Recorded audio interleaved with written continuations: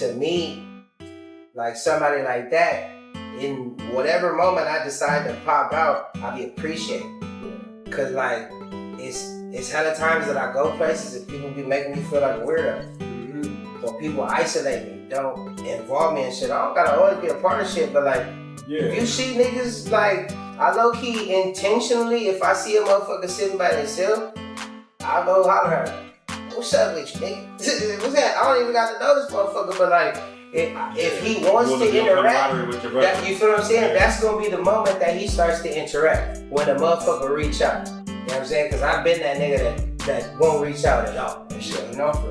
It's your boy 91. Alright? And it's motivating my mental with special guest Ganja Guru, alright? I'm gonna leave everything in there. You heard his little intro and all that shit, but I had to do my little thing because it's gonna be a whole nother clip and all that shit, right? You gotta have your intro piece. You know what I'm saying? See, he understand how the content work and shit. You know what I'm saying? Look, I just wanna again thank you for stopping by.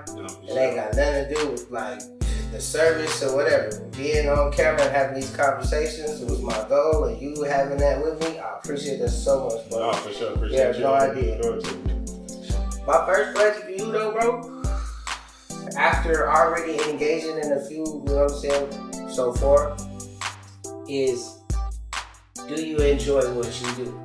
Oh man, I love what I do. And like, I'm one of those people who kind of like the asshole in me. Of course, we in LA, so you get in that space where that's what people ask you upon introduction is what do you do? Mm-hmm. And like, I love to just say live. Like, first I live, sometimes I breathe, like sometimes that shit happens accidentally, but like living life is one of the most beautiful things, and we got that kind of opportunity to do it on our own terms right now. So like, I don't even have time to do nothing that I don't enjoy doing, that I'm not passionate about, or that, like, you know, I can definitely be a yes man to the fact that life will introduce you to things that you're not necessarily comfortable with or you don't know about, and I'll try those new things with a yes. But like, when quickly in those moments, like I can say, oh, this doesn't resonate with my character, so I'm not gonna do that. But thank you for the opportunity. But now, like, I've gotten to really just dive into that place of like, especially like, of course, Ganja Guru, I champion cannabis, and I've been able to kind of marry that cannabis world into that agricultural world, which is the land that I was born in, like being like the son of a farmer.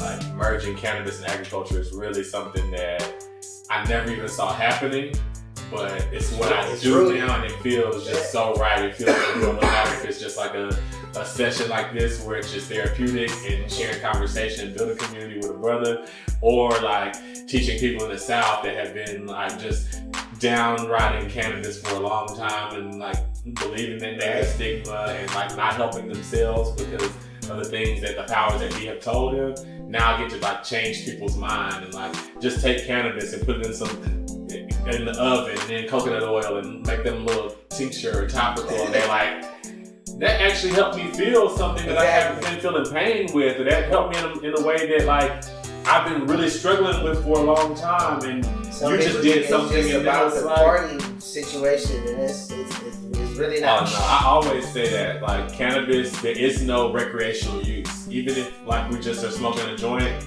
that's therapeutic, that's medicinal. Because that might be the only time that a nigga like me might open up and talk to somebody. Absolutely. I'm not even, it might sound however to whatever, but like legit, I used to say with my oldest brother, I didn't start getting close with him until I started smoking with him. Yeah, because like, you get to see a different side of somebody. We would be in high school and walk right past each other like I didn't even know him. Really? Oh, my mama, like, he'd tell you. Like, I never really understood it, but like, I thought it was like just, that's my big brother, I'm gonna respect his space, or like, shit, I want him to respect my space type shit too, but like thinking about it, that's crazy. Yeah, I'm a big family love dude. Like, we be big on the family love. Like, and growing up in the South, of course, that was the way. Like, we family dinner on Sundays, like at grandma's house. Like, we do that. Like, so my cousins are like my siblings. So even my sister, I didn't have a big brother, I had a big sister, but we always had the vibes. Like, and even my cousins, like, they like my big brothers. So when I say you remind me of my cousin Travis, you literally remind me of my cousin Travis that was like my big brother in those moments of just like, I had socially awkward spaces and he would look out like, he didn't care. Like my granny used to bring, my granny would send me to school with mason jars of like, with like a peanut butter and jelly sandwich and a mason jar of milk. And I love that shit. Like I felt love. Like, but that sounds off to me. But like, hey, that's you got milk for your peanut butter and jelly sandwich because milk, like the sandwich gonna be thick and gunky. So like, you always have milk. Damn, now what I'm thinking that I did with my peanut sound kind of weird. I had like apple juice. And I love apple juice now. But at that time, like peanut butter and jelly sandwich and milk was like what a kid needed. But niggas would also make fun of me for like the peanut butter, the jar of milk with like the saran wrap so it didn't spill out. And I'm like, y'all joking, but like somebody loved me and they put thought into this to make sure they sent me equipped. And like, I don't care about y'all laughing because like I said, I was always cool like to myself. But my cousin Travis, he would always be that one that was like, okay, not too much on my little cousin. Hey, yo, chill out, relax. Because he was cool as hell to himself and to everybody. So he would always hold it down for me. I used to have an Audi. Like, I had a hernia and like my belly button was an Audi. I had the same Everybody shit, was bro. giving me shit like whenever we playing at school. Like, not too much on my little cousin. Relax now. Chill.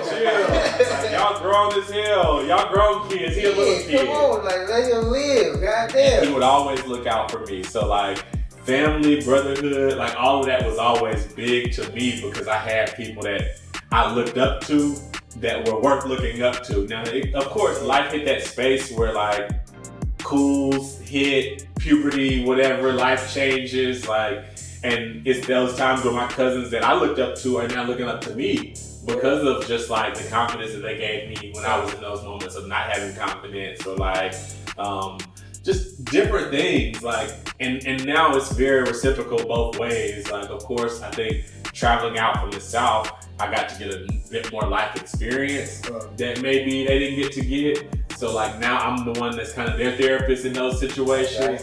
But I think, they trust. But we also always have that little moment of like childhood us when we were being developed, and they'll always be that big cousin that you looked up to, whether they know it or not. You know. Yeah.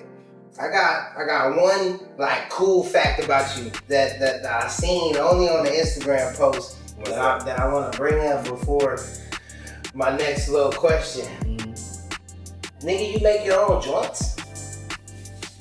I mean, I roll my own joints, but I do have my own paper. Alright, explain that because that's how I see it. This nigga, he make his own joint. I seen something. He about to explain it. Look at this. We got the Ganja Guru paper. Hey now.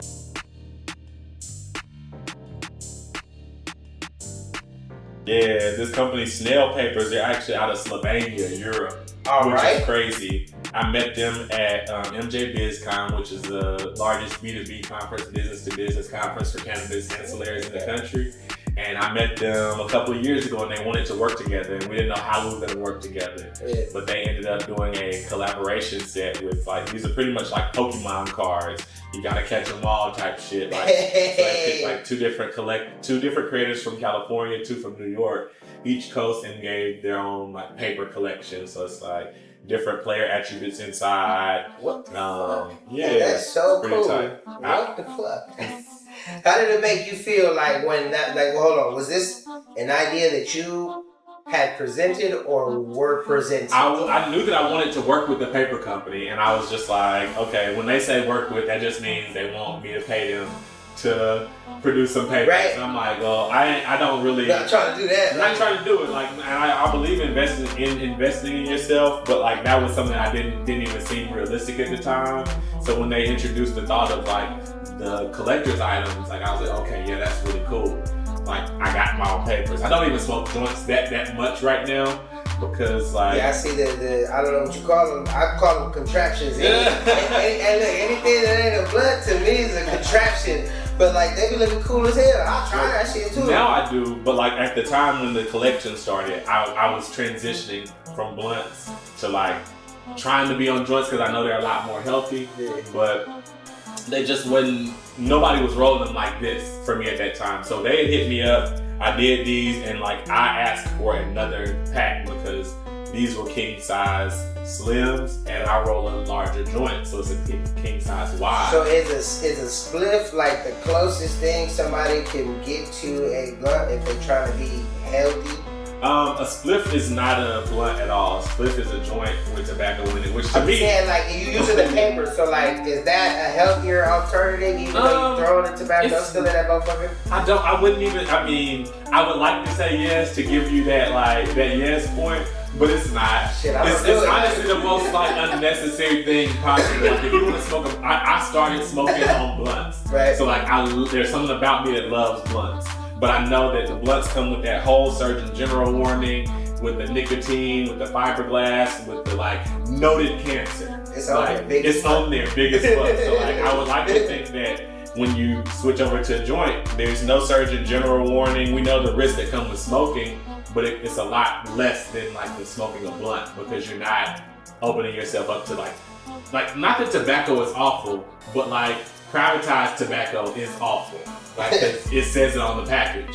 So like cannabis is not bad. There's 0 fatalities from cannabis. But like when you're smoking a blunt, you're opening yourself up to the fatalities of tobacco. Yeah. So now like when I have papers, I kind of take a little bit of that away. And I realize with rolling king size wide joints, it can be a lot more closer to that blunt experience that I was looking for. It's always packed. Yeah. Chunky. Yeah. But like if you put tobacco with it, you're just literally doing what Philip Morris is doing, and you just like might as well smoke a blunt. Yeah. So I mean, smoking a joint is cool. Smoking a blunt is cool. Smoking a spliff, it's like, why are you doing that? I got so many other boys that be out here smoking spliffs. They do. But hey, see, no shame. Hey, exactly, no shame, no disrespect. You do you. I'm gonna keep rolling my Dutches, and hey, it is what it is. Yeah. All right, so this is my last question For sure. before I get into lining them up. For sure. So you said something that I love hearing, because I love to see people happy. I love seeing people smiling and just hearing that they love their life and shit, or that they love living and shit. So you said you love to tell people when they ask you what you do is that you just live life. And you love doing that shit. Alright, so I can only imagine, after hearing a little bit of what you do and assuming other things, that you could possibly have a nice life, right? You could have some fun. Yeah. I ain't even gotta be too detailed. Yeah. But my question is, when's the last time you cried? Oh man. Doing what you do. Like specifically involved in what you do, chasing what you do, experiencing what you do on the daily, loving what you love. When's the last time you cried about the shit? Maybe wanted to give up? I mean, honestly, I'm a sound bath meditation ass nigga, so like I'm very in touch with I try to be in touch with like, you know, that inner piece of me, that inner voice of me, that inner child of me. So I actually have more times than not that like I went through that moment, and like happy tears as well as sad tears. Yeah. Like I've been arrested for the cannabis plant and like had to go through using cannabis to get off of a cannabis drug charge. Yeah. Which is crazy because in California, that's just like something we don't really deal with. I was in another state and they brought it to the... that couldn't have been out here. Yeah. Sure. Like, let's say it was like a while back or something. It was a couple of years back, but like that was one of the moments that I think about often, and it kind of brings me to tears just because any moment of new success that I have now, it's like, damn, I was arrested for this just not that long ago, and like thought that my whole livelihood was gonna be taken from me, and now I'm able to like have that behind me, but also have so many different levels of success when it comes to that. Like, so the papers were a moment that I cried. Like, I low-key had I got mentioned in quoted in Forbes earlier this year on some weed shit. Like that, I cried. Like, it's moments where like my mom told me she thanked me for introducing her to cannabis because it helped with her cancer process. Like we know and see what like we expect cancer and chemotherapy to be. Yeah.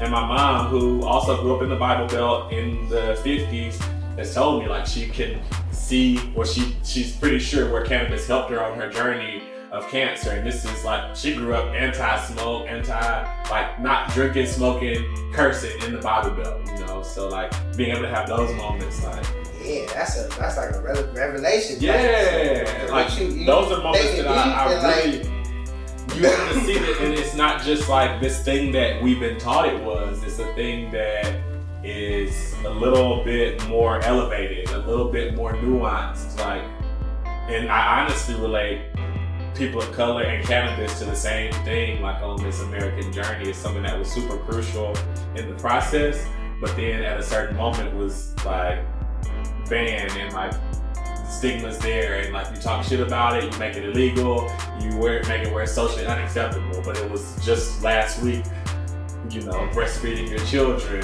or the draft paper of the Constitution. Like, you know, it's very much part of the like web into the integration of American society, but it's been shamed, and both of us have that same story. So seeing and feeling cannabis is that, like, I have this like passionate attachment to it. That's why I've kind of been charged. Like, anytime I'm sharing it with somebody and I get to see them experience it in a different way, like let their mind click in a different way, take them on a different level or leg of that journey of how cannabis can be. Like, you know, we smoke weed, but that's 1% of what cannabis can do in like our lives and for our livelihood. It can be this medicine, it can be this lotion, it can be this like fuel, it can be this different structure. Yeah. I try to keep that alive, and like that helps me a lot, just to be able to not give up. Because